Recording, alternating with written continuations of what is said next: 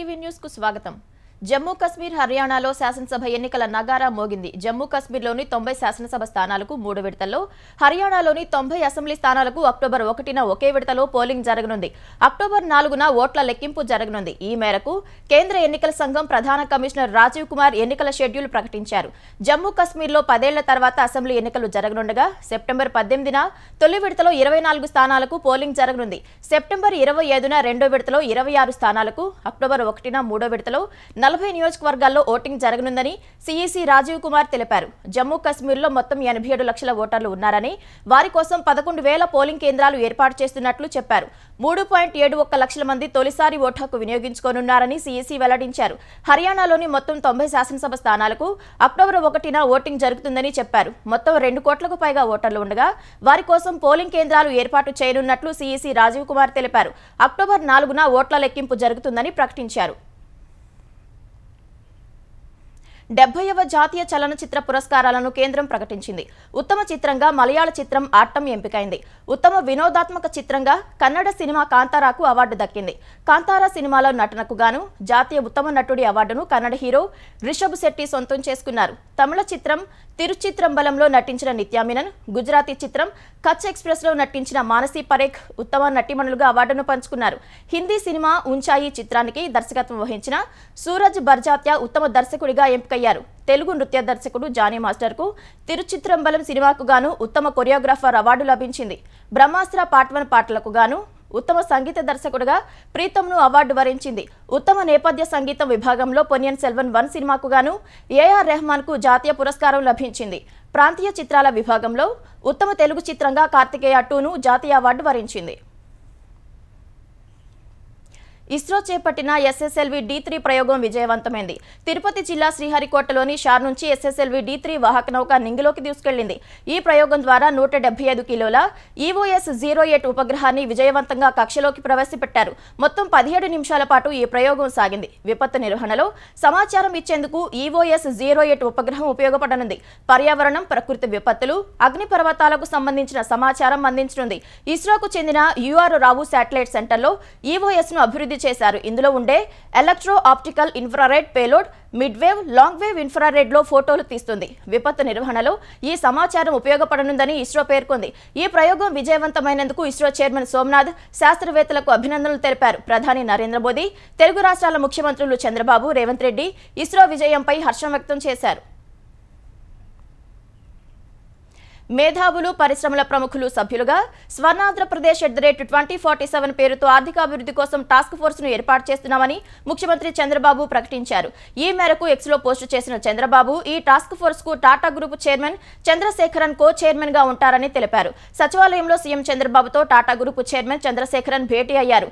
ఏపీలో పెట్టుబడులు, పారిశ్రామికాభివృద్ధి, స్వర్ణాంధ్రప్రదేశ్ విజన్ 2047 రూపకల్పన అంశాలపై సమావేశంలో చర్చించారు. విశాఖలో TCS development centre, air India, Vistara airlines విస్తరణ అంశాలపై ఇరువురు సమీక్షించారు. ఏపీలో సోలార్, టెలికమ్యూనికేషన్, ఫుడ్ ప్రాసెసింగ్ పరిశ్రమల ఏర్పాటుపై వివిధ రంగాల్లో అనేక ఇతర కంపెనీల భాగస్వామ్యం కల్పించే అంశంపై చర్చించారు. అమరావతిలో సిఐఐ భాగస్వామ్యంతో state of centre for global leadership సంస్థ ఏర్పాటులో టాటా గ్రూప్ కూడా భాగస్వామి అయ్యేందుకు ఈ సమావేశంలో అంగీకారానికి వచ్చారు. ముఖ్యమంత్రి చంద్రబాబు దూరదృష్టితో ఆంధ్రప్రదేశ్ మరోసారి పెట్టుబడిదారులకు స్నేహపూర్వక గమ్యస్థానంగా అభివృద్ధి చెందుతోందని మంత్రి నారా లోకేష్ తెలిపారు. టాటా చైర్మన్ నటరాజన్ చంద్రశేఖరన్తో మంత్రులు నారా లోకేష్, టీజీ భరత్ భేటీ అయ్యారు. విశాఖలో టీసీఎస్ డెవలప్మెంట్ సెంటర్తో సహా ఏపీలో వివిధ అవకాశాలను అన్వేషించడానికి టాటా చైర్మన్తో తాను సమావేశం కావడం ఆనందంగా ఉందని లోకేష్ అన్నారు. పారిశ్రామిక, సేవా రంగాలు సహా అన్ని సెక్టార్లలో విస్తరించే సత్తా హైదరాబాద్ కు ఉందని అంతర్జాతీయ దిగ్గజ పారిశ్రామిక సంస్థ ఫాక్స్కాన్ చైర్మన్ యాంగ్ లియూ అన్నారు. త్వరలోనే తన బృందంతో కలిసి హైదరాబాద్ లో పర్యటిస్తానని తెలిపారు. ఫాక్స్కాన్ చైర్మన్ యాంగ్ లియూ ఇవాళ ఢిల్లీలో ముఖ్యమంత్రి రేవంత్ రెడ్డితో సమావేశమయ్యారు. ఈ భేటీలో హైదరాబాద్ చరిత్ర, పారిశ్రామిక సంస్థల విస్తరణకున్న అనుకూలతలను రేవంత్ రెడ్డి ఫాక్స్కాన్ బృందానికి వివరించారు. 430 ఏళ్ల క్రితం పునాది పడిన హైదరాబాద్ కాలక్రమంలో 3 నగరాలుగా అభివృద్ధి చెందిన తీరును తెలిపారు. అంతర్జాతీయ విమానాశ్రయం, outer ring road, regional ring road సహా హైదరాబాద్ కు అన్ని అనుకూలతలు ఉన్నట్లు తెలిపారు. హైదరాబాద్ అభివృద్ధిని మరింత పరుగులు పెట్టించేందుకు భవిష్యత్ అవసరాలకు తగినట్లు ఫ్యూచర్ సిటీ పేరుతో 4వ నగరాన్ని నిర్మిస్తున్నట్లు సీఎం పేర్కొన్నారు. కొత్త సిటీలో విద్య, వైద్యం, క్రీడా, ఎలక్ట్రానిక్స్, ఎలక్ట్రికల్ స్కిల్ డెవలప్మెంట్ విభాగాల్లో అభివృద్ధి చేయనున్నట్లు పేర్కొన్నారు. ఆనంద్ మహీంద్రా నేతృత్వంలో స్కిల్ యూనివర్సిటీ ఏర్పాటు చేస్తున్నట్లు ఫాక్స్కాన్ చైర్మన్ కు వివరించిన రేవంత్ రెడ్డి ఫోర్త్ సిటీలో పెట్టుబడులు పెట్టాలని కోరారు. ఫోర్త్ సిటీ రూపకల్పన, పారిశ్రామిక అనుకూల విధానాలు, రేవంత్ రెడ్డి దార్శనికత తనను ఆకట్టుకున్నట్లు చెప్పిన యాంగ్ లియు సాధ్యమైనంత త్వరలో హైదరాబాద్కు వస్తానని తెలిపారు. రుణమాఫీ పేరుతో కాంగ్రెస్ ప్రభుత్వం రైతులను నమ్మించి గొంతు కోసిందని బీఆర్ఎస్ కార్యనిర్వాహక అధ్యక్షుడు కేటీఆర్ ధ్వజమెత్తారు. రుణమాఫీలో అనేక కట్టింగ్లు పెట్టి కేవలం 40% మాత్రమే చేశారని మండిపడ్డారు. సీఎం అంటే కటింగ్ మాస్టర్లా తయారయ్యారని విమర్శించారు. సీఎం రేవంత్ రెడ్డి నియోజకవర్గం కొడంగల్లో కూడా ఏ ఒక్క ఊరిలో 100% రుణమాఫీ కాలేదని తెలిపారు. ఈ ఊరిలోనైనా 100% రుణమాఫీ జరిగితే అక్కడే రాజీనామా చేస్తానని కేటీఆర్ సవాల్ చేశారు. రుణమాఫీ సగం కూడా చేయకుండా సంపూర్ణంగా చేశామనడం మోసమని మండిపడ్డారు. రుణమాఫీపై బీఆర్ఎస్ హెల్ప్ లైన్ పెడితే 1,00,000 ఫిర్యాదులు వచ్చాయని తెలిపారు. రేపటి నుంచి రైతుల వద్దకు వెళ్తామని, ప్రభుత్వ మోసం ఎండగడతామని కేటీఆర్ ప్రకటించారు. తెలంగాణ జనసమితి అధ్యక్షుడు కోదండరాం సహా అమీర్ అలీఖాన్ శాసనమండలి సభ్యులుగా ప్రమాణం చేశారు. మండలి చైర్మన్ గుత్తా సుఖేందర్ రెడ్డి ఇరువురితో ప్రమాణం చేయించారు. ఈ కార్యక్రమానికి మంత్రులు పొంగులేటి శ్రీనివాసరెడ్డి, పొన్నం ప్రభాకర్, ముఖ్యమంత్రి సలహాదారు వేం నరేందర్ రెడ్డి, ఎమ్మెల్సీలు మహేష్ కుమార్ గౌడ్ తదితరులు హాజరయ్యారు. కోదండరాం, అమీర్ అలీఖాన్లు ముఖ్యమంత్రులకు శుభాకాంక్షలు తెలిపారు. తర్వాత మాట్లాడిన కోదండరాం, అమీర్ అలీఖాన్ తమకు అవకాశం కల్పించిన గవర్నర్, ముఖ్యమంత్రులకు కృతజ్ఞతలు తెలిపారు. ప్రమాణం చేయించిన మండలి చైర్మన్ కు ధన్యవాదాలు చెప్పారు. మండలి సభ్యులుగా బాధ్యతతో ప్రజలు, ఉద్యమకారుల ఆకాంక్ష మేరకు పనిచేస్తామని చెప్పారు. అనేక మంది బలిదానాల వల్ల తెలంగాణ వచ్చిందన్న వారు తెలంగాణ వచ్చినందునే తమకు ఈ గుర్తింపు దక్కిందని చెప్పారు. తెలంగాణ నుంచి రాజ్యసభ కాంగ్రెస్ అభ్యర్థిగా ఎంపికైన అభిషేక్ మను సింఘ్వి ఈ నెల 19న నామినేషన్ వేసే అవకాశం ఉంది. ఢిల్లీ పర్యటనలో ఉన్న సీఎం రేవంత్ రెడ్డిని ఈ ఉదయం సింఘ్వి మర్యాదపూర్వకంగా కలిశారు. ఈ నెల 18న జరిగే సీఎల్పీ సమావేశంలో సింఘ్విని కాంగ్రెస్ ఎమ్మెల్యేలకు పరిచయం చేయడం సహా ప్రభుత్వ నిర్ణయాలు, భవిష్యత్ కార్యాచరణపై సీఎల్పీ భేటీలో చర్చించే అవకాశం ఉంది. ఒకవేళ సింఘ్విపై ప్రతిపక్ష బీఆర్ఎస్ అభ్యర్థిని నిలబెడితే రాజ్యసభ ఎన్నికల్లో ఎలా ముందుకెళ్లాలనే అంశంపై కూడా సీఎల్పీ భేటీలో చర్చిస్తారని కాంగ్రెస్ వర్గాలు చెబుతున్నాయి. ఆంధ్రప్రదేశ్లో పేదలకు అన్నం పెట్టే అన్నా క్యాంటీన్లు అందుబాటులోకి వచ్చాయి. కృష్ణా జిల్లా గుడివాడలో నిన్న మొదటి అన్నా క్యాంటీన్ను ముఖ్యమంత్రి చంద్రబాబు ప్రారంభించగా ఇవాళ మంత్రులు, ప్రజాప్రతినిధులు రాష్ట్ర వ్యాప్తంగా ఏర్పాటు చేసిన మరో 99 క్యాంటీన్లను ప్రారంభించారు. గుంటూరు జిల్లా మంగళగిరి, నులకపేటలో అన్నా క్యాంటీన్లను ఏపీ విద్యాశాఖ మంత్రి నారా లోకేష్ ప్రారంభించారు. అందరితో కలిసి అల్పాహారం రుచి చూశారు. అన్నా క్యాంటీన్లతో పేదల ఆకలికి ఫుల్ స్టాప్ పడిందన్న లోకేష్ గతంలో అన్నా క్యాంటీన్లను జగన్ మూసేసి పేదల నోటి దగ్గర ముద్ద లాగేశారని మండిపడ్డారు. నెల్లూరులోని ఫిష్ మార్కెట్ వద్ద అన్నా క్యాంటీన్ను ప్రారంభించిన ఏపీ పురపాలక శాఖ మంత్రి నారాయణ త్వరలోనే మిగిలిన క్యాంటీన్లను ప్రారంభిస్తామని తెలిపారు. తూర్పుగోదావరి జిల్లా నిడదవోలులోని పంగిడి రోడ్డులో అన్నా క్యాంటీన్ ప్రారంభించిన మంత్రి కందుల దుర్గేష్ సీఎం చంద్రబాబు పేదల కోసం ఉదాత్తమైన పథకాన్ని ప్రారంభించారని కొనియాడారు. శ్రీ సత్యసాయి జిల్లా హిందూపురంలో 2 అన్నా క్యాంటీన్లను ఎమ్మెల్యే బాలకృష్ణ ప్రారంభించారు. పేదలకు అల్పాహారాన్ని వడ్డించారు. పేదల ఆకలి తీర్చే అన్నా క్యాంటీన్ల పునః ప్రారంభంపై ప్రజలు సంతోషం వ్యక్తం చేస్తున్నారు. ముఖ్యమంత్రి చంద్రబాబు ఇంటిపై దాడి చేసిన కేసులో మాజీ మంత్రి జోగి రమేష్ పోలీసు విచారణకు హాజరయ్యారు. మంగళగిరి గ్రామీణ పోలీస్ స్టేషన్లో జరిగిన విచారణకు జోగి రమేష్ తన న్యాయవాదితో కలిసి హాజరయ్యారు.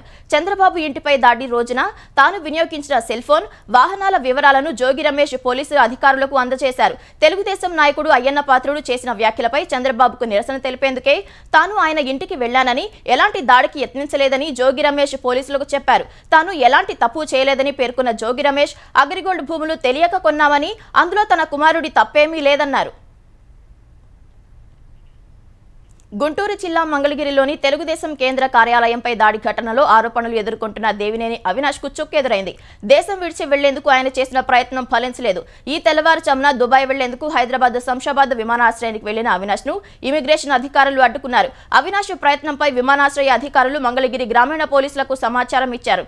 మంగళగిరి పోలీసులు ఇప్పటికే ఇచ్చిన లుకౌట్ నోటీసుల ఆధారంగా విమానాశ్రయ అధికారులు సమాచారం ఇవ్వగా అవినాష్ ను అడ్డుకోవాలని పోలీసులు కోరారు. ఈ మేరకు విమానాశ్రయ అధికారులు అడ్డుకోవడం అవినాష్ విమానాశ్రయం నుంచి వెనుదిరిగారు. ఆంధ్రప్రదేశ్ సచివాలయం, అసెంబ్లీ విభాగాధిపతి, హైకోర్టు రాజ్భవన్లలో ఉమ్మడి గుంటూరు, కృష్ణా జిల్లాల పరిధిలో పనిచేస్తున్న వారికి ఉచిత వసతి సదుపాయాన్ని మరో ఏడాది పొడిగిస్తూ ప్రభుత్వం నిర్ణయం తీసుకుంది. 2024 జూన్ 27 నుంచి వచ్చే ఏడాది జూన్ 26 వరకు ఉచిత వసతి వర్తింపజేస్తూ సాధారణ పరిపాలన శాఖ ఉత్తర్వులు జారీ చేసింది. కోల్కతాలో ఆర్జీ కార్ ఆసుపత్రి జూనియర్ వైద్యురాలపై అత్యాచార ఘటనను నిరసిస్తూ దేశవ్యాప్తంగా ఆందోళనలు కొనసాగుతూనే ఉన్నాయి. ఆర్జీ కార్ ఆసుపత్రిలో జరిగిన విధ్వంసానికి వ్యతిరేకంగా రేపు ఉదయం 6 నుంచి 24 గంటలు ఓపీ సేవలను నిలిపివేస్తున్నట్లు ఇండియన్ మెడికల్ అసోసియేషన్ ఐఎంఏ ప్రకటించింది. అయితే అత్యవసర సేవలు, క్యాజువాలిటీ సేవలు యథావిధిగా కొనసాగిస్తామని తెలిపింది. అన్ని రాష్ట్రాల శాఖలతో చర్చించి ఈ నిర్ణయం తీసుకున్నట్లు ఐఎంఏ వెల్లడించింది. వైద్యులు, నర్సులు, ఇతర ఆరోగ్య కార్యకర్తల అవసరాలను పర్యవేక్షించే అధికారుల ఉదాసీనత వల్లే వైద్యులపై భౌతిక దాడులు, నేరాలు జరుగుతున్నాయని ఐఎంఏ ఆరోపించింది. మరోవైపు వైద్య సంఘాల నుంచి తీవ్ర వ్యతిరేకత రావడంతో the federation of resident doctors association FORDA సమ్మెను తిరిగి ప్రారంభించింది. ఈ మేరకు దేశవ్యాప్తంగా జూనియర్ డాక్టర్లు, వైద్యులు అత్యవసర సేవలు మినహా మిగిలిన సేవలను నిలిపేసి ఆందోళనలు కొనసాగిస్తున్నారు. తెలుగు రాష్ట్రాల్లో కూడా వైద్యులు నిరసనలు చేపట్టారు. ఉస్మానియా, గాంధీ సహా ఇతర ఆసుపత్రుల్లో వైద్యులు ఆందోళనలు చేశారు.